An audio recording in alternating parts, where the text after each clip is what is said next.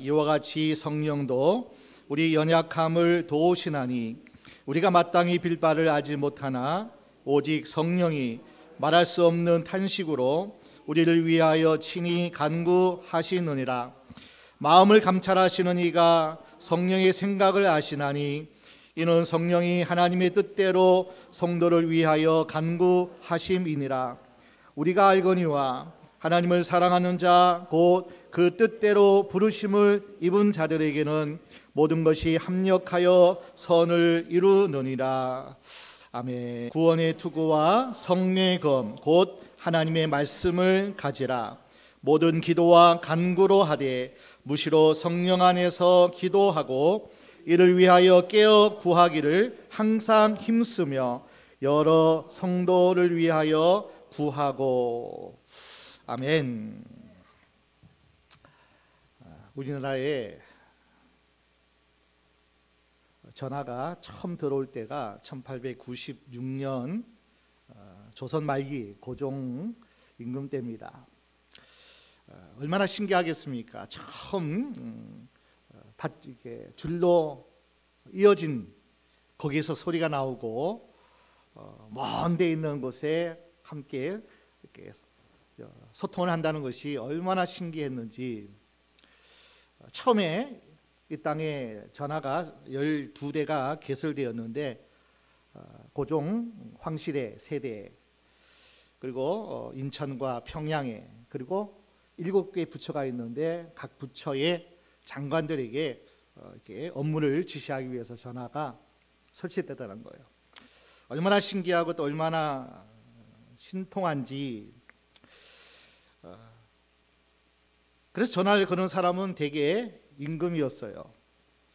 어떤 지시를 할 때. 그래서 그 전화를 받는 대상은 신하기 때문에 벨소리가 울리면 그 전화기에다가 절을 4번 하고, 그리고 전화기를 들고 귀에 대고 또 엎드려서 지시를 받는 거예요. 예 하고 왕이 지시를 하게 되면은 전화를 받고 그렇게 듣는다 그럽니다. 제가 신학교 다닐 때인가 금성이라는 곳에 아버님 목회하시는 그 곳이 바로 이 동막이라는 시골인데, 여러분 시골에 옛날에는 동리마다 전화 한 대를 나라에서 다 보급을 해가지고 동장이 전화를 받으면은 마이크를 통해서 스피커로 알립니다. 자, 동막교회 정 목사님 전화 왔습니다. 급할 때 전화를 하는 그 시대죠. 그러면 5분 10분 동안 전화기를 듣고 기다리는 거예요. 전화 왔다는 소식을 듣게 되면은 부랴부랴 버선말로 또 뭐 불이 나게 옷을 걸치고 전화를 받고, 그런 시대가 과거에 있었죠.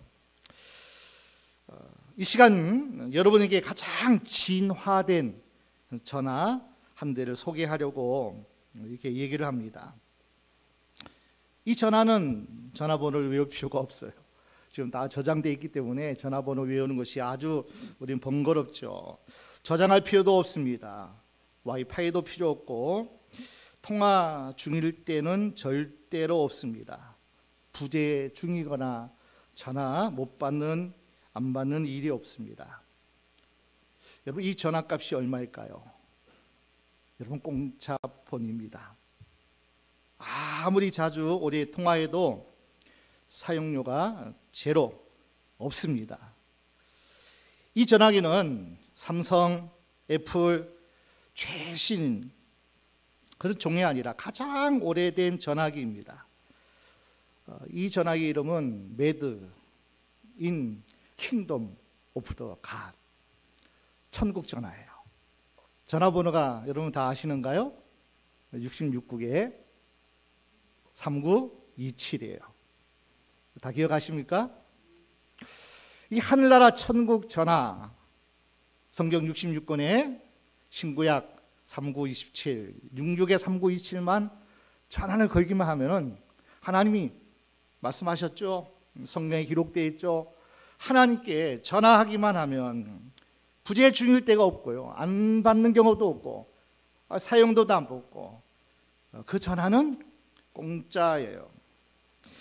직통 전화, 뭐죠? 하나님 나라의 직통으로 전하는 그 전화는 기도입니다. 기도. 아멘.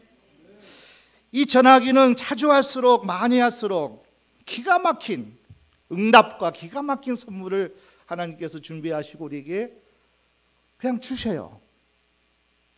많이 걸으셔야 돼요. 많이 할수록 더 놀랍고 더 기가 찬 그런 선물과 기도의 응답이야.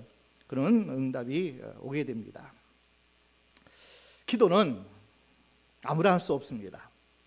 특히 하늘 천국 직통 전화는 아무나 할 수 없어요. 예수를 믿고 거듭나서 하나님의 자녀가 된 그 자녀만이 아빠, 아버지 그 부름으로 그 기도가 직통 전화가 개설돼요. 하나님을 하늘에 계신 그 하나님 앞에 아버지, 아빠 부르는 그 시작부터 개통이 돼가지고 그분은 계속 전화를 기다리고 계셔요. 기도라는 전화가 개통되게 되면은 엄청난 복을 받게 되는데 우리의 주인 되시고 왕 되신 그 하나님과 아버지 되신 하나님과의 직통 전화가 놀랍기 때문에 이것이 엄청난 기도의 복이라는 겁니다.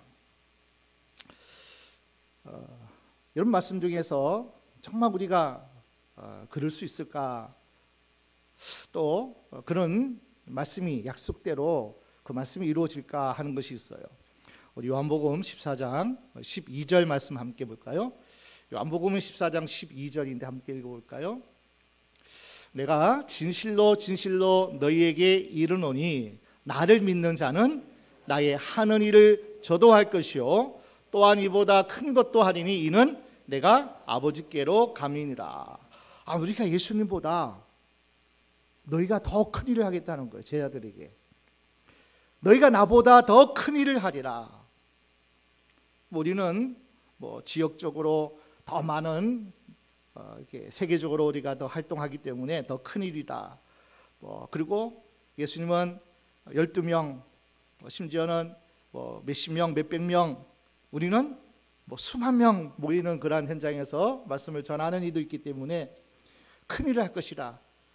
그래서 오늘 지역적으로 또 숫자적으로 그렇게 큰 일이라고 하지만은 이 큰 일은 그런 어떤 지역적인 문제가 아니겠죠.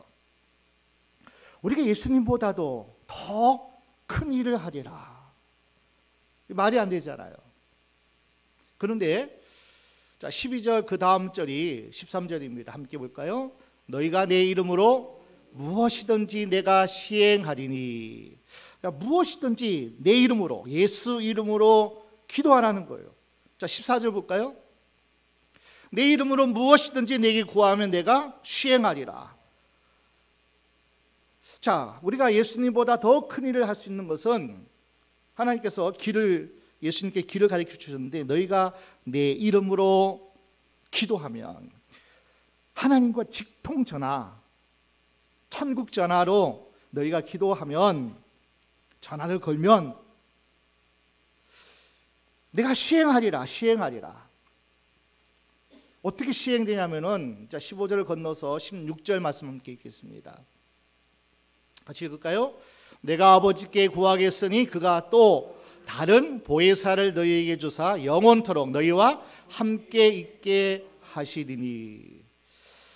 우리가 예수님보다 더 큰 일을 하는 것은 우리가 어떻게 큰 일을 하겠습니까?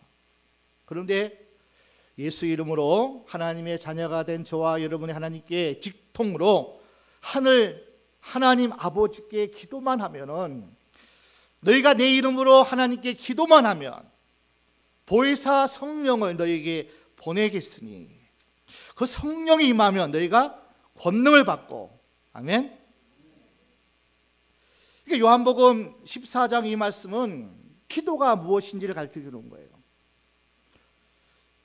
예수를 믿음으로 하나님의 자녀가 된 자가 하나님 아버지께 직통 전화 기도하면 하나님이 누굴 보내시냐면 성령을 우리에게 주신다는 거예요. 성령을 보내신다는 거예요. 꼭 예수 이름으로 구하셔야 돼요. 예수를 믿고 구원받은 하나님의 자녀만이 이 지통 전화를 걸 수 있는 권리가 있는 거예요. 그래서 기도만 하면, 예수 이름으로 기도만 하면 하나님께서 성령 보혜사를 너희에게 있게 하리니 그가 너희와 영원토록 항상 함께 하리니. 기도를 한 것은 이런 놀라운 축복의 능력의 역사가 나타난다는 거예요. 성령이 임하면 성령의 권능이 곧 하나님이시기 때문에 예수님이 하신 일을 나도 같이 할 수 있다는 거죠.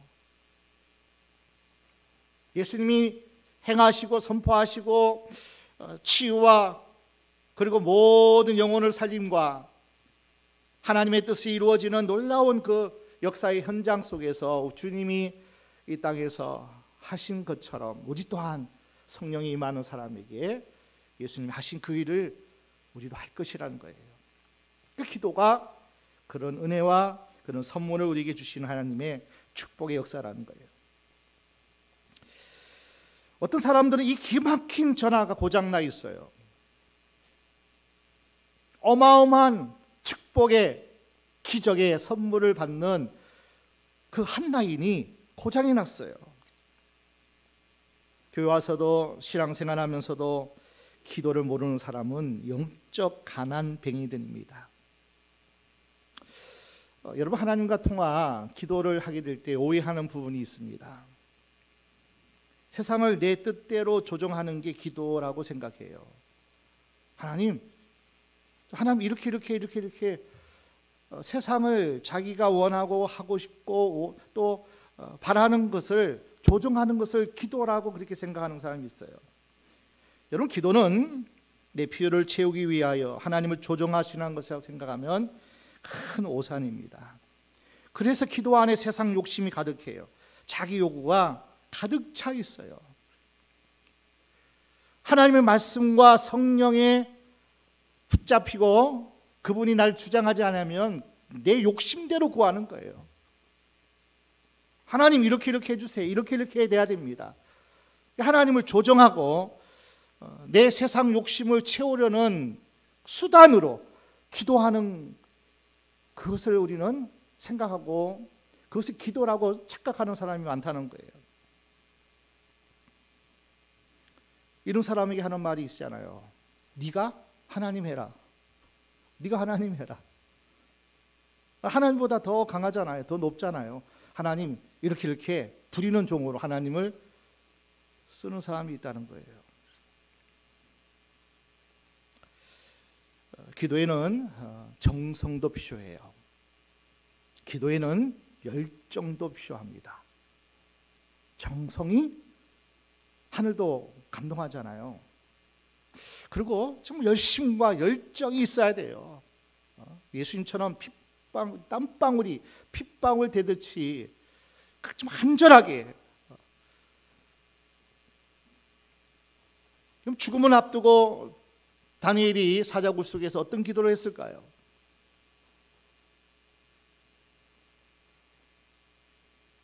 다윗이 어려울 때마다 힘들 때마다 위기 때마다 깊은 수렁 가운데 있을 때 어떤 기도를 했을까요? 열정적인 기도를 하지 않았을까요? 그런데 더 중요한 기도의 본질이 있습니다. 관계예요. 관계. 하나님과의 관계예요. 하나님과의 나와의 관계가 막힌 것이 있으면 안 되겠죠.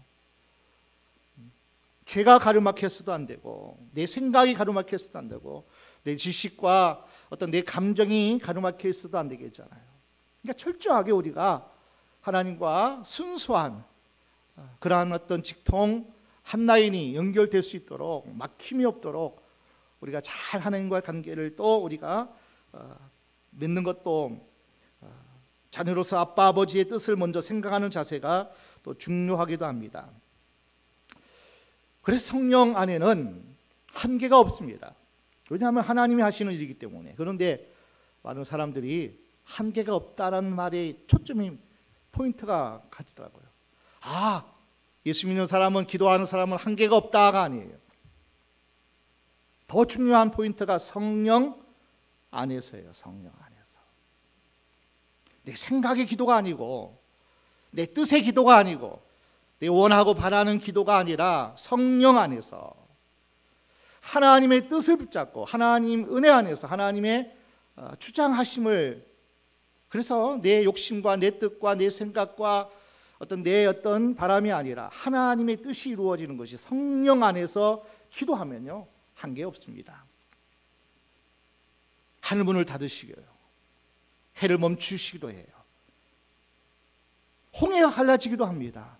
죽은 자가 살려 내는 역사가, 하나님은 기적을 일으킬 수도 있어요. 한계가 없죠. 그러나 성령 안에서예요.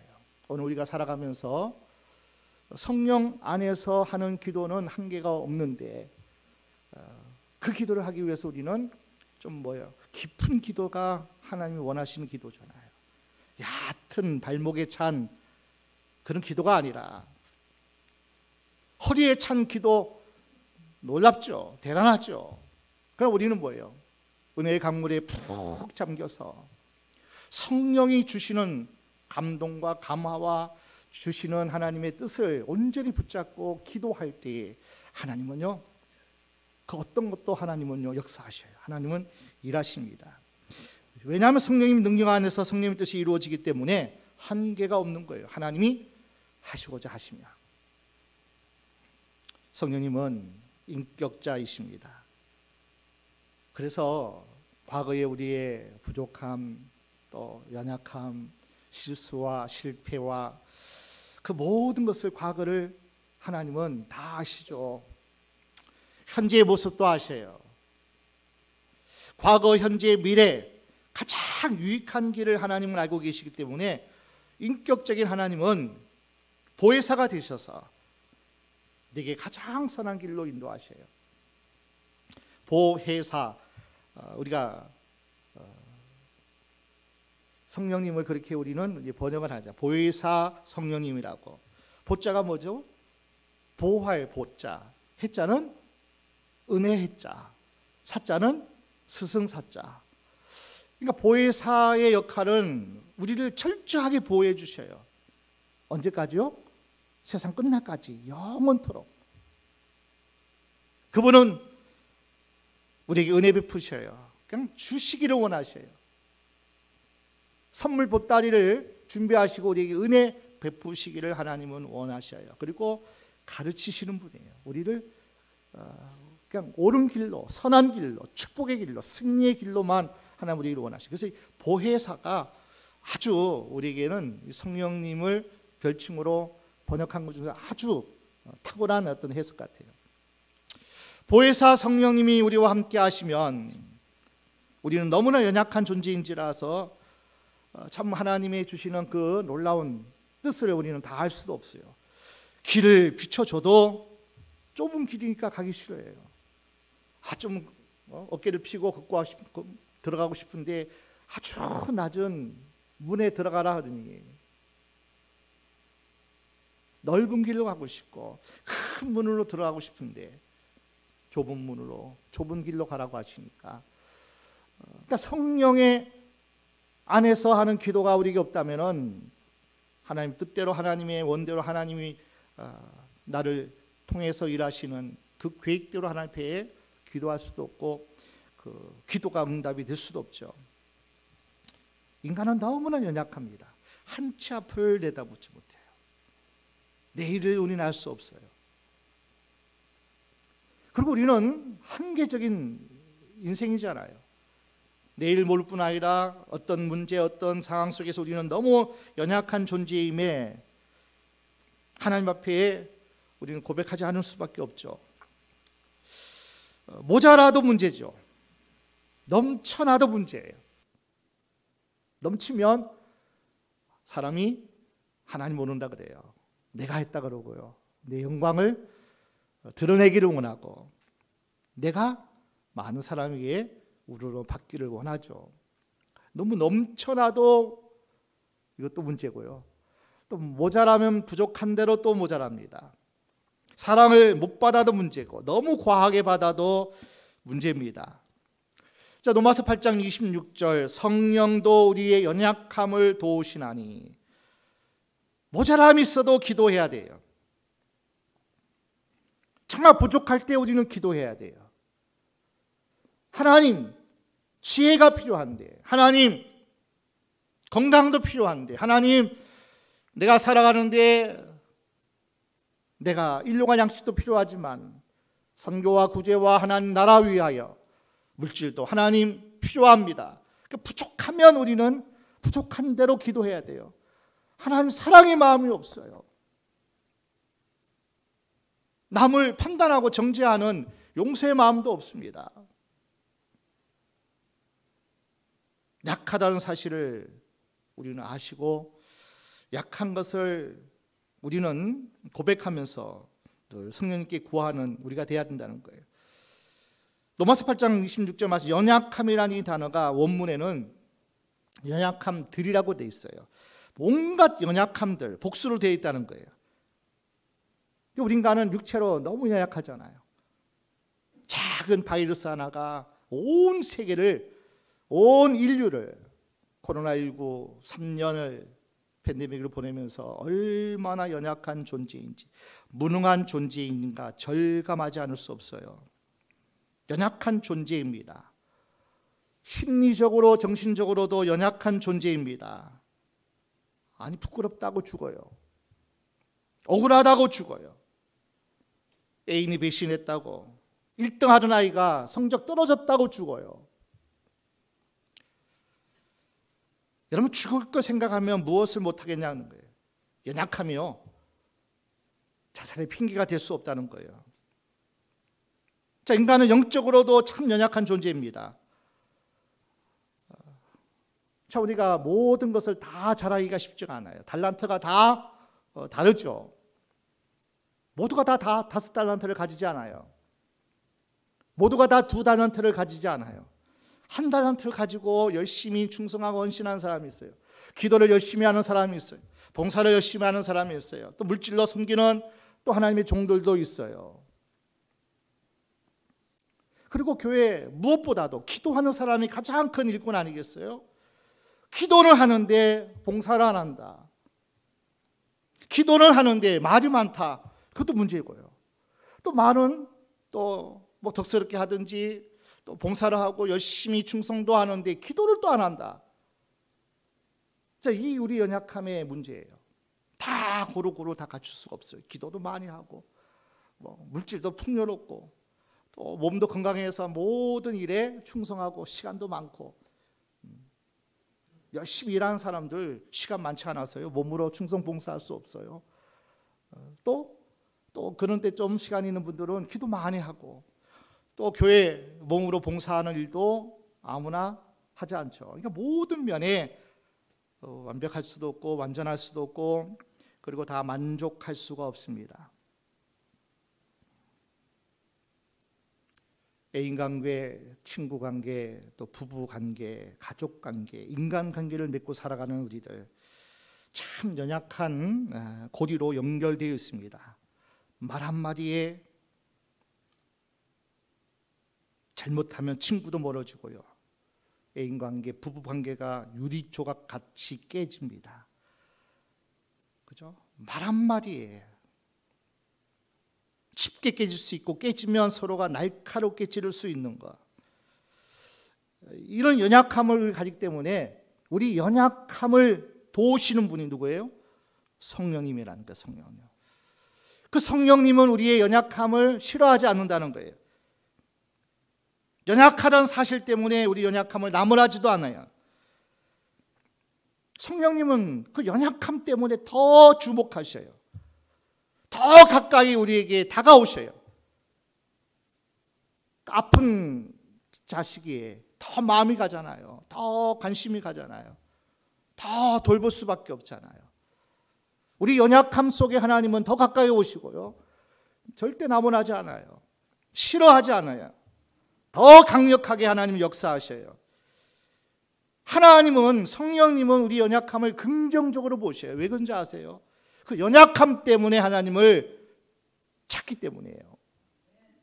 그 부족함 때문에, 그 완악함과 그 고집과 그 연약함의 모든 정신적으로든지 영적으로든지 또 영적이든지 간에 그 연약함 때문에 주님을 찾을 수밖에 없기 때문에 그 연약함이 곧 우리에게 뭐요? 은혜라는 거예요. 은혜라는 거예요. 고난이 곧 유익이라는 거예요.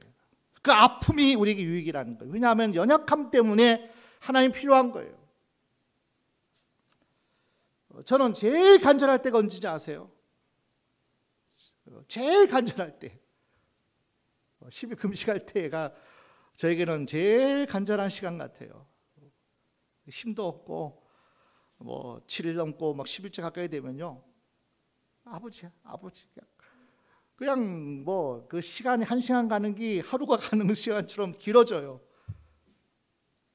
뭐 먹고 싶다 뭐 그것 때문에 힘들지 않는데 너무 막 기력이 쇠하였다 보니까 그냥 또 여러 가지 또 이렇게 불편함도 있기 때문에 그냥 주님을 간절히 찾을 수밖에 없는 때가 있더라고요. 어떤 분들은 질병 때문에, 어떤 때문은 또 환경 때문에, 어떤 분들은 여러 가지 관계 때문에 아파하고 힘들어하고 고통스러운 것이 있는데, 그때 우리는 어떻게 해요? 모든 연약함을 담당하시기 위해서, 그것을 치료하고 역사하시기 위해서 성령님은 우리에게 그런 분으로 하나님이 보내시다는 거예요. 보혜사로. 길을 모르면 가이드이신 성령님께 물어보셔야죠. 문제가 복잡하면 복잡할수록 상담자이신, 변호사이신 그 성령님께 우리가 아뢰야죠. 성령님, 이해가 안 됩니다. 성령님, 답답합니다. 감당할 수 있는 힘이 없어요. 그러니까 우리는 그 연약함 때문에 하나님께 나아갈 수 있기 때문에 하나님은 그 모든 연약함을 통해서 하나님은 우리에게 복의 통로로 하나님 그것을 우리에게 은혜의 방편으로 하나님 주시는 거예요. 다 넘쳐보셔요. 내가 스스로가 무슨 일을 할 수 있는 그 환경이 되면 하나님 잘 찾지 않아요. 내가 살아요. 내가 앞서갑니다. 또 우리가 다 경험하잖아요. 그때 우리가 또 거꾸로지잖아요. 내가 막 달려가 보면은 또 펑크가 나잖아요. 고장 나잖아요. 하나님의 보호가, 하나님의 함께 하시고 인도하심이 없는데 잘못 가죠. 하나님이 지켜보호하지 않는데 생각 하나 지키지 못해요. 마음 하나 못 지켜요. 작은 바이러스 하나 하나님이 지키지 못해요. 우리가 이제 금요일 날은 다니엘 유명한 부흥사 초청 강사의 어떤 집회에 우리가 이제 금요일을 듣게 되는데 그러잖아요. 하나님 왜 그러지만은 하나님 말씀하세요. 내가 함께했기 때문에 그 아이가 죽지 않았다는 거예요. 망신창이 되고 깨지고 큰 사고 가운데서 내가 살렸다, 내가 지켰다고. 그러니까 이해할 수 없는 그 상황 속에서도 하나님, 부족한 종이지만은 이 시골에 와서 하나님을 위해서, 지역을 위해서, 영광을 위해서 이렇게 살았는데 왜 이 사고가 나고 왜 우리 아이가 이런 교통으로 또 큰 사고로 인해서 고통당하고 있습니까? 다 이해할 수 없지만 하나님이 그런 과정 속에서 하나님의 하실 일들을 쭉 간증하는 걸 들어볼 때 하나님은 우리에게 복이 되는 것으로, 선하신 것으로, 고통이었지만, 그죠? 아픔이었지만, 실패였지만 그것을 통해서 하나님은 영광 받으시고 죽은 자를 살리는 놀라운 역사가 하나님이 행하시더라고요. 다 이해할 수 없습니다. 우리는 쉽게 넘어지고 우리는 깨질 것이라고 생각하는데 우리 성령님은 우리 연약함을 통해서 역사하신다는 거예요. 자, 우리 연약함을 통해 성령이 역사하시는 말은 무슨 뜻이냐면은 성령님이 우리를 삼손같이 강한 자로 하나님 바꾸셔가지고 하나님이 살게 만들지 않는다는 거예요. 나를 전사로 만들어서 싸우는 자로, 큰 영향 끼치는 자로 그렇게 만들어 쓰시는 분도 아니라는 거예요. 연약함 그대로 도와주셔요. 내가 처한 환경에서 하나님은 역사하시고 내가 감당할 하나님이 주신 구역, 줄로 재어준 구역이라고 하잖아요. 어디 새생명 교회든지 여러분 가정이든지 여러분 직장이든지 줄로 재어준 하나님의 심기운 그 자리에서, 그 환경에서 우리가 이제 막 신입을 이렇게 직장에 들어가도 이제 계장되고 또 뭐 주임되고 과장되고 쭉 부장돼 보세요.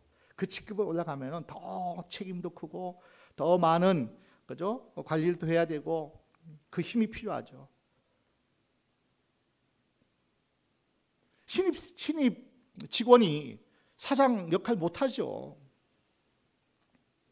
그러나 사장처럼 그런 책임을 지지 않죠. 의무감도 없죠.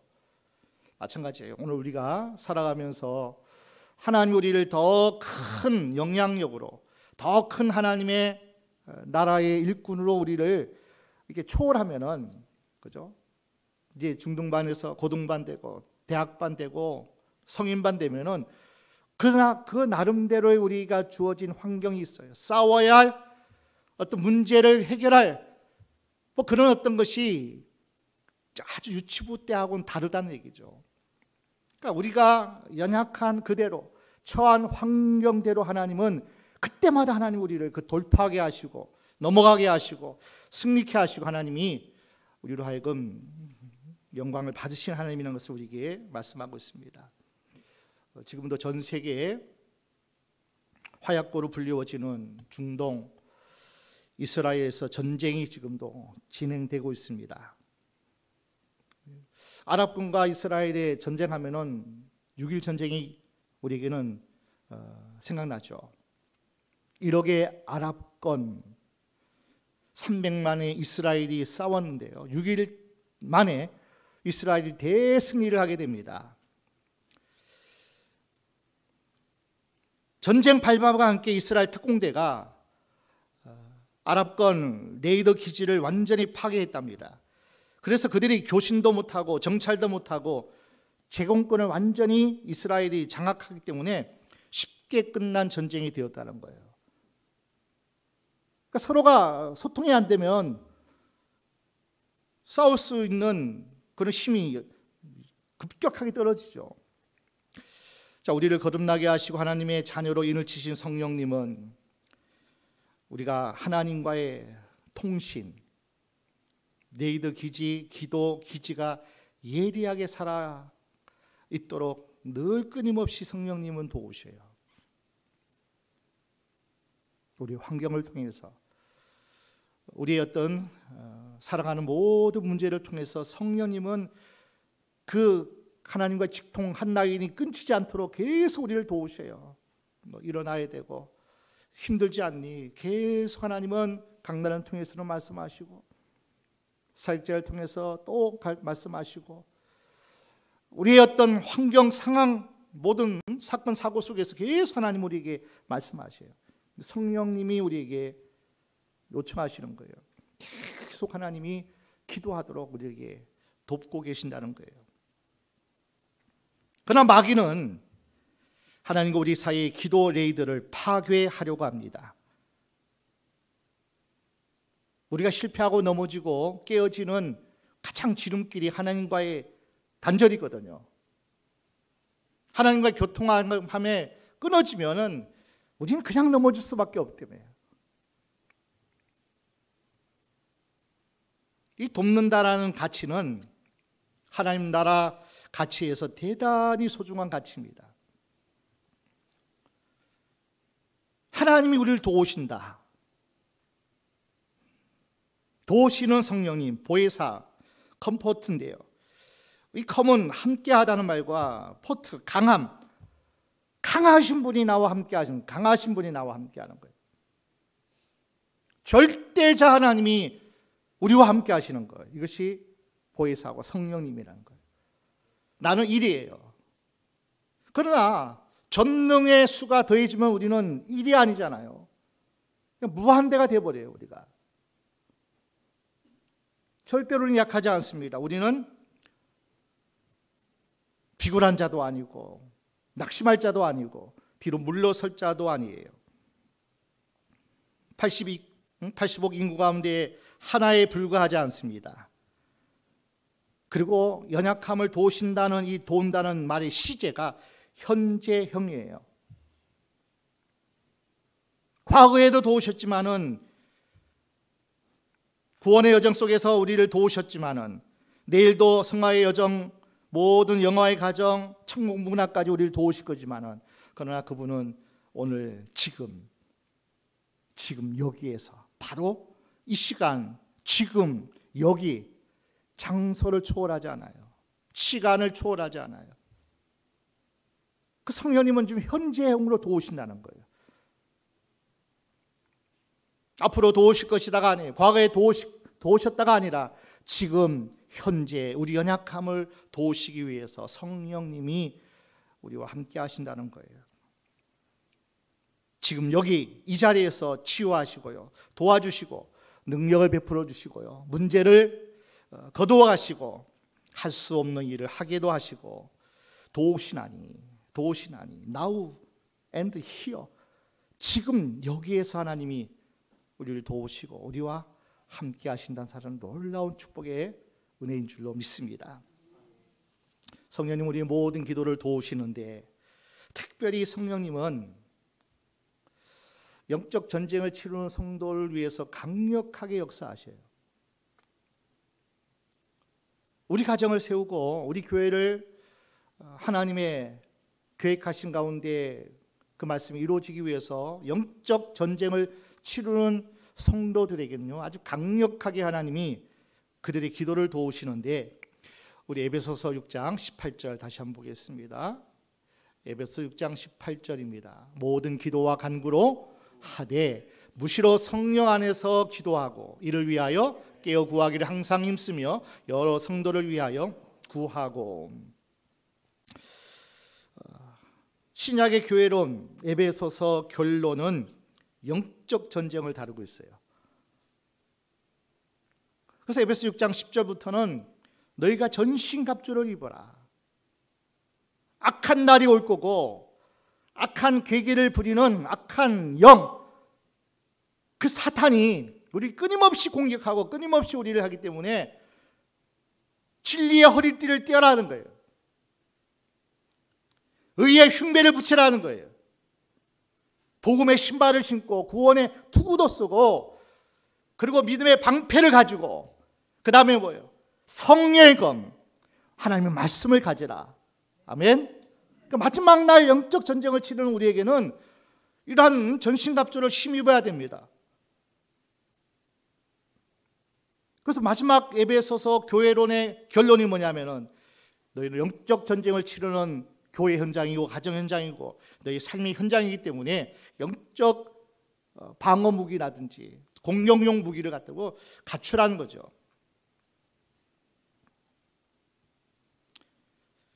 그리고 18절 오늘 읽은 말씀 중에서 우리말 번역에 생략된 디아라는 전치사가 시작됩니다. 디아. 이 디아라는 전치사는 통하여라는 뜻인데, 무엇을 통하여 앞에 있는 이 모든 무기들을 소개했는데 성령 안에서 기도하라는 거예요.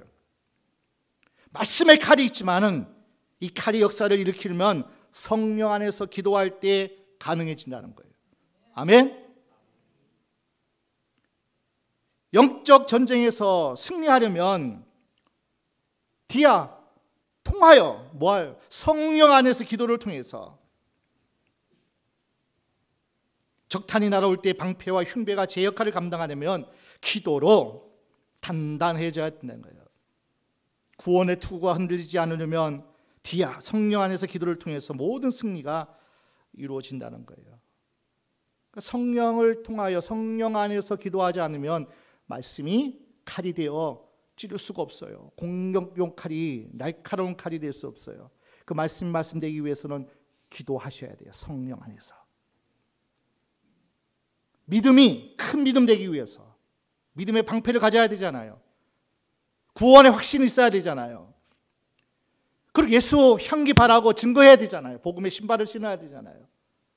이 모든 것이 우리가 믿음을 지키고 구원의 확신을 갖고, 그리고 어떤 경우에든지 하나님 주시는 그런 놀라운 은혜를 우리가 유지하고 발휘하기 위해서는 성령 안에서 기도할 때 말씀이 말씀되는 거예요. 믿음이 큰 믿음 되는 거예요. 그래서 성도는 영적인 전쟁 선택 아니라는 거예요. 천국 가는 그날까지 계속 치루어져야 됩니다. 그러니까 성령 안에서 기도하셔야 돼요. 성령 안에서 우리가 참 막연하잖아요. 그래서 우리가 훈련하는 거예요. 더 집중해야 돼요. 그러니까 우리 교회 기도의 키포인트 핵심은 뭡니까? 집중이에요. 집중. 그리고 간절함이에요. 집중할 수 없고 간절하지 않기 때문에 계속 훈련하는 거예요. 어떤 악한 원수 사탄 대장이 찾아와도 쳐들어와도 우리는 끄덕없이 믿음의 방패를 막아버리고, 내가 지금 죽어도 구원의 확신 가운데 내가 승리한다, 이 확신이 있어야 되고, 예리하게 예수님처럼 말씀의 칼을 가지고 찔러야죠. 사탄아 물러가라. 하나님을 경배해야지. 하나님 외에는 어떤 것도 우리는 경배 대상 될 수 없다고 말씀 붙잡아야 되죠. 두려워하지 마셔야 되죠. 마귀가 아무리 힘이 세도 하나님을 공격할 수는 없습니다. 마귀는 우리를 공격합니다. 어떻게 이길 수 있을까요? 성령 안에서 기도하면 대신 성령이 싸웁니다. 대신 하나님이 사탄 마귀를 무찌릅니다. 하나님의 승리를 내 것으로 얻어 가지면 되는 거예요. 선포만 하면 됩니다. 이미 예수께서 승리하셨기 때문에. 6장 18절 안에 항상이란 말이 2번이나 반복돼요. 항상 성령 안에서 기도하라. 깨어 구하기를 항상 힘써라. 이 성령 안에서, 성령 안에서. 기도는 어떨 때 내 힘으로 기도하고 어떨 때는 성령 안에서 기도하는 게 아닙니다. 모든 기도에 우리는 성령 안에서 기도해야 힘이 있고 능력이 있고 하나님의 능력을 총동원하는 나팔소리가 될 수 있어요. 그래서 성령 안에서 무시로 항상 깨어서 우리가 기도할 때에 우리의 마음도 생각도 지킬 뿐 아니라 우리의 모든 삶 환경도 하나님이 도우실 뿐 아니라 여러분의 가정도, 그리고 우리 새생명교회가 해야 할 막중한 사명도 하나님이 주시는 힘으로만 감당할 수 있기 때문에 성령 안에서 기도하면 이 모든 역사가 우리에게 주어질 줄로 믿습니다. 오늘도 말씀의 제목처럼 우리 모두가 한 가지로 힘들고 어려울 때 낙심하지 마시고요, 세상 눈 돌리지 마시고 그냥 하나님의 이름을 부르시면 됩니다. 그러면 우리 기도를 도우셔요. 어떤 때는 우리가 정말 깨닫지 못할 때는 하나님이 망치를 드셔요. 정신을 그냥 없게 만드셔요. 찌르는 가시가 되어서 우리를 또 하나님 도우신다니까요. 연약함을 도우신다니까 우리를. 뭐 하라고요? 기도하라고. 하나님이 주시는 선물로 삶을 살아갈 수 있도록 하나님이 주시기를 원해서 우리를 깨우는 거예요. 우리를 하나님의 사랑 안으로 우리를 초청하는 거예요. 그래서 우리는 어떤 경우에도 낙심할 것도 없고 어떤 경우에든지 우리가 교만할 것도 없고 하나님의 은혜 안에 살면 언제나 우리에게는 축복이고 승리고 그리고 하나님의 영광이고 우리 모두에게 복의 통로가 다 될 줄로 믿습니다. 사랑하는 모든 성도들이 오늘도 성령 안에서 기도해서 도우시는 성령님을 늘 의지해서 늘 축복의 사람으로 살아가시기를 주의 이름으로 축원합니다. 축원합니다.